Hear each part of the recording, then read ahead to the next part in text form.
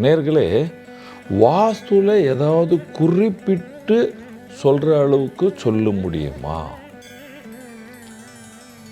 கண்டிப்பாக சொல்லலாம். பாருங்கள், ஒரு உதாரணத்துக்கு சொல்கிறேன்.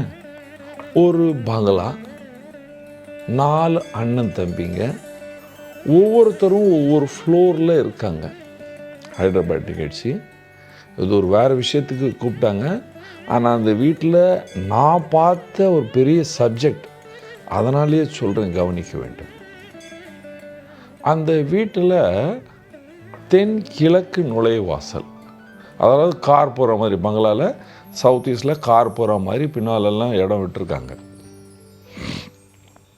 ஆனால் வீட்டில் போன உடனே மேலே போகிறதுக்கு லிஃப்ட்டு, படிக்கட்டு தென்மேற்கு திசையில் இருக்குது.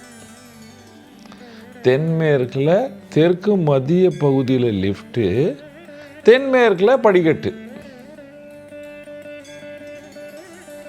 ரொம்ப கவனிங்க. தென்மேற்கு திசை ராகுவின் திசை, அதில் படிக்கட்டு. படிக்கட்டுலேருந்து இறங்குனா அந்த படிக்கட்டு கிழக்கு பக்கம் வருது. அது பக்கத்துலேயே லிஃப்ட் இருக்குது. லிஃப்ட்லேருந்து 4வது மாடி நான் போகிறேன். 4வது மாடி போய் வெளியே, லிஃப்ட்லேருந்து வெளியே வந்தால் தெற்கில் வரும்.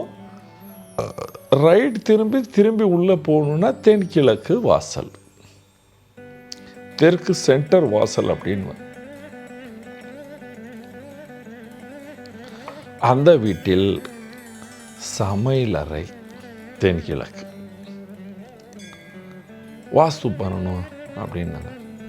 இந்த வீட்டுடைய அமைப்பை பார்த்து நான் ஒன்று சொல்கிறேனே, எல்லோரும் எந்த பிரச்சனையும் இல்லாமல் நான் சொல்கிறது கவனித்து கேளுங்க அப்படின்னு. நீங்கள் கூப்பிட்ட விஷயம் வேறு, ஆனால் நான் சொல்கிற விஷயம் ஃபஸ்ட்டு பதில் சொல்லுங்கள் அப்படின்னு. அதுக்கப்புறம் உங்கள் மகனுடைய ஹெல்த் ப்ராப்ளம் பற்றி நான் அப்புறம் பேசுகிறேன். ஃபஸ்ட்டு நான் சொல்கிற கேள்விக்கு பதில் சொல்லுங்கள். இந்த வீட்டில் கிரவுண்ட் ஃப்ளோர்லேருந்து இது வரைக்கும் நீங்கள் 4 பேர் இருக்கேன் அப்படின்றீங்க இல்லையா? எவ்வளோ பேருக்கு பெண் குழந்தைகள் இறந்துருக்காங்க? எவ்வளோ பேருக்கு அபாஷானனான குழந்தையே பெண் குழந்தை, அதாவது நாளைக்கு டெலிவரினா கொஞ்சம் நாள், 2 நாள் 5 நாள் முன்னே, இல்லைன்னா டெலிவரியிலேயே டெத் சைல்டு, இல்லைன்னா பெண்கள் 8 வயசுக்குள்ளெல்லாம் இறந்துருப்பாங்களே அப்படின்னு சொன்னேன். எல்லோரும் அப்படி பார்க்குறாங்க. என்ன சார் அப்படின்றாங்க. ஏம்மா இப்படி பார்க்குறீங்க? நானும் உங்கள் மாதிரி ஒரு சாதாரண மனிதன்தான். இதில் நீங்களும் இதை கவனிக்கணும், எழுதுங்க. இப்போ நான் சொல்கிறத, எப்பொழுதுமே தென்கிழக்கு வாசல் இருந்தால், ஒரு 50 அடி 60 அடி இருந்தால், இப்போ 50 அடி 60 அடிக்கு சொல்கிறேன். ஃபஸ்ட்டு 15 ஃபீட்டுக்குள்ள வாசலை ஒட்டி 15 ஃபீட் உள்ளே போய் அந்த மேலே படிக்கட்டு ஏறணும் இல்லையா, அதை ஒட்டி தண்ணீர் தொட்டி கிரவுண்ட் ஃப்ளோரில் அண்டர் கிரவுண்டில் இருந்தால், கிணறு இருந்தால், அந்த இடத்தில் சுக்கிரன் தோஷம் அங்காரகன் உடன் ஏற்படுத்தும். சுக்கிரன் பலகீனமாக செவ்வாய் உடன் இருக்கும் அந்த வீட்டுடைய அதிபதிக்கு. யார் யாருக்கு அந்த மாதிரி இருக்கு? இவர்கள் வீட்டில் பெண் குழந்தைகள் உயிரோடு இருக்காது. அப்பொழுது அந்த அம்மா சொல்கிறாங்க, நீச்சவாலா கீழே இருக்கிறவங்களுக்கு மருமகளுக்கு ஒரு பெண் போயிடுச்சு. ஃபர்ஸ்ட் ஃப்ளோரில் எங்கள் மூத்தார் இருக்கார், அவருக்கு 2 குழந்தைகள், 2 பெண் குழந்தைகள் இறந்துடுச்சு. ஒரு 4 வயசில், ஒரு 7 வயசில். அதுக்கப்புறம் 2வது ஃப்ளோரில் இருக்கிற மருமகளுக்கு 2 வயசு பெண் இறந்துடுச்சு. நான் சொல்கிறதெல்லாம் எவிடன்ஸு.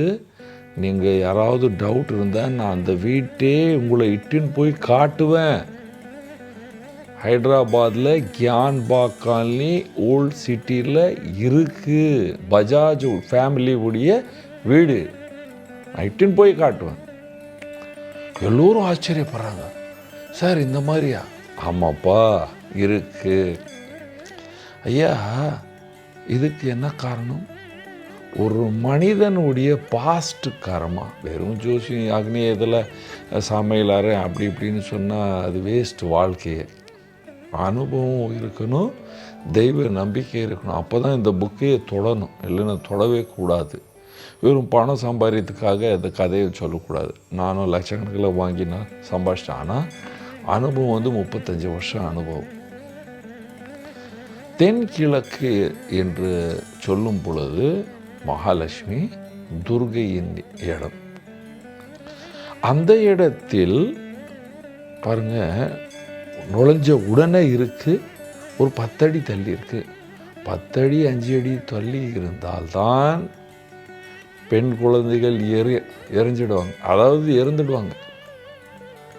ஏனென்றால் சுக்கிர மதியத்தில் சுக்கிரன் செவ்வாய் சேரும் பொழுது அந்த கார்னர் பாப கிரகமான சனி ராகுவின் இம்பேக்ட். ராகு ஏன் வருகிறது?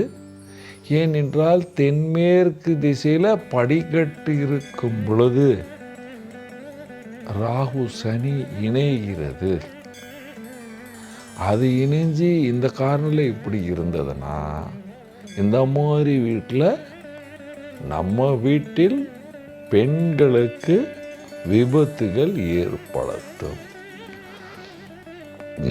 இதை மாற்றி அமைங்க அப்படின்னு எங்கள் வடகிழக்கில் மாற்றுங்க. அதுக்குள்ளே 4 அண்ணன் தம்பி, எல்லாம் வயசானவங்க, 55 60 65. இவ்வளோ வருஷமாக நாங்கள் வாழ்றோம். சரி, எவ்வளோ வருஷமாக வாழ்ந்தீங்க? 8 साल हो गया, 10 साल हो गया, 10 வருஷம் ஆயிடுச்சு அப்படி இப்படின்னாரு.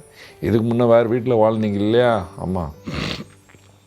அந்த வீட்டு இப்படி இருந்ததா கேட்டேன். சதுரமாக இருந்ததா? ஆமாம். நடுவில் ஏதாவது பள்ளம் விட்டு ஆகாயத்துலேருந்து வெயில் வந்ததா? ஆமான்னாரு. இதெல்லாம் மாற்றுங்க அப்படின்னு. மருமகள் ரெடி ஆகிட்டாங்க. இல்லை, ஏன்னா அவங்களுக்கும் பெண்ணு தேவை இருக்கு இல்லையா, அவங்களும் ஒரு பெண்ணு இருக்கு இல்லையா.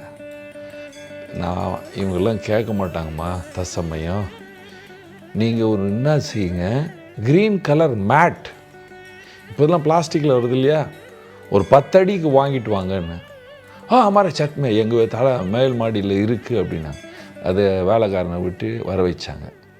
இது மேலே போட்டுடுமா அப்படின்னு. இது மேலே போட்டுடுன்னு.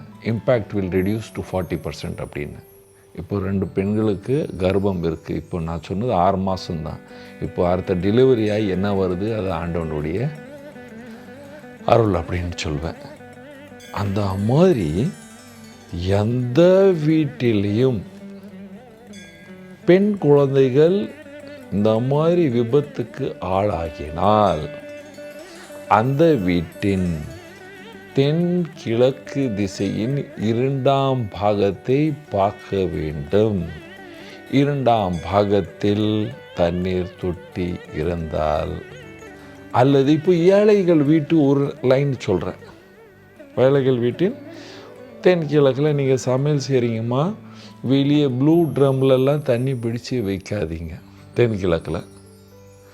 அதுவும் இதே மாதிரி நிலைமையை காட்டும். குடிசையில் வாழ்கிறீங்க, வெளியே குடத்தை தென்கிழக்கில் பிடிச்சி வைக்காதீர்கள். அவ்வளோதான். இது இல்லாமல் நீங்கள் இந்த தண்ணியை வடக்கில் வச்சு வாழ்ந்தீங்கன்னா நீங்களும் உங்கள் குடும்பமும் சந்தோஷமாகவும் சுகமாக இருக்கும். நன்றி, வணக்கம்.